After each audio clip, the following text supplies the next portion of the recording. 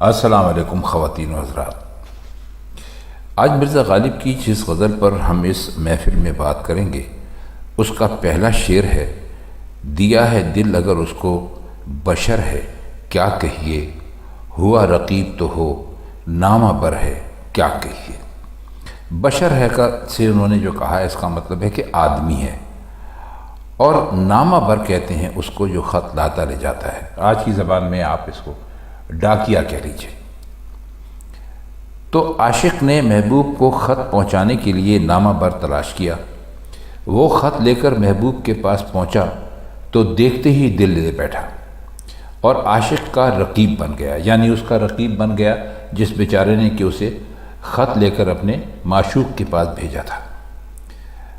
تو فرماتے ہیں کہ اگر نامہ بر نے محبوب کو دل دے دیا اور اس پر عاشق ہو کر میرا رقیب بن گیا تو اسے میں الزام نہیں دے سکتا، آخر وہ انسان ہے، اور کوئی بھی انسان میرے محبوب جیسے حسین کو دل دیے بغیر رہ نہیں سکتا، پھر میں اسے کیوں قصوروار ٹھہراؤں؟ میں نے تو اسے نامہ بر بنا کر بھیجا تھا، اگر وہ میرا رقیب بن گیا تو اب اسے کیا کہہ سکتے ہیں؟ پورے شعر کا مطلب یہ ہے کہ کوئی انسان میرے محبوب کو دل دیے بغیر رہ ہی نہیں سکتا۔ آئیے اگلا شعر دیکھتے ہیں۔ یہ ضد کہ آج نہ آوے اور آئے بن نہ رہے، قضا سے شکوہ ہمیں کس قدر ہے کیا کہیے۔ قضا کا مطلب ہوتا ہے موت۔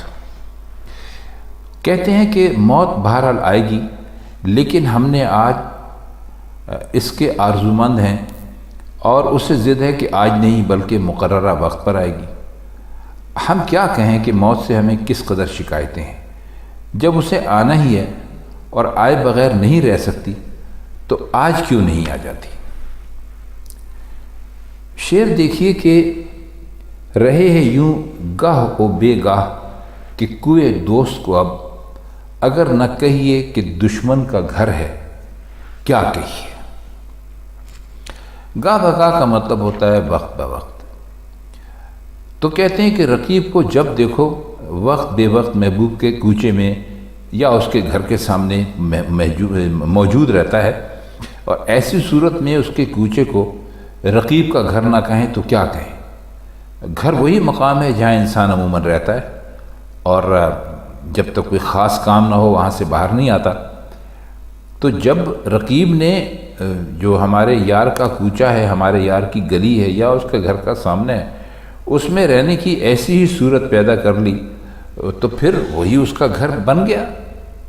یعنی انہوں نے جو کہا ہے کہ اگر نہ کہیے کہ دشمن کا گھر ہے کیا کہیے، جہاں ہر وقت ہمارا رقیب موجود رہتا ہے تو اس جگہ کو ہم اپنے دشمن کا گھر ہی کہیں گے، اور کیا کہیں گے۔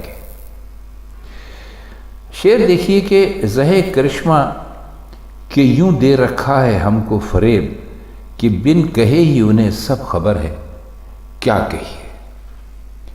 زہے کرشمہ، کرشمہ کہتے ہیں کسی بھی ایسے عجیب و غریب کام کے ہو جانے کو، اور فریب کہتے ہیں دھوکے کو۔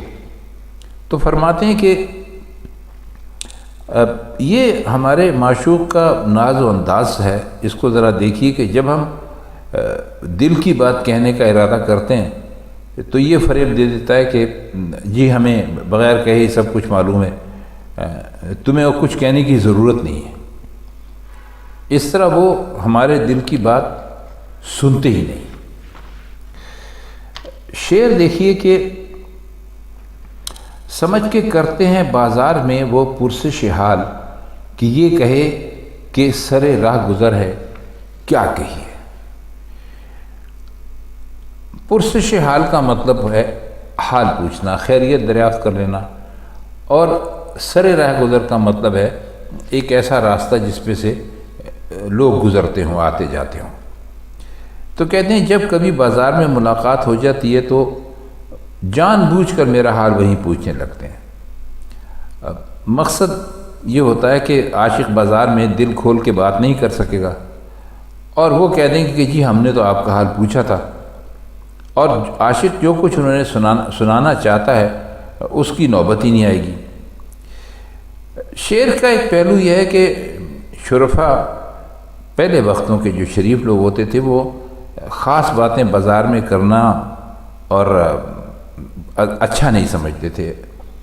دوسرا پہلو یہ ہے کہ محبوب حد درجہ شوخ ہے، چالاک ہے، عیار ہے، اور وہ گرد و پیش کا سارا حال دیکھ کر لوگوں کے درمیان اپنے عاشق کا حال پوچھتا ہے تاکہ عاشق کچھ کہہ ہی نہ سکے۔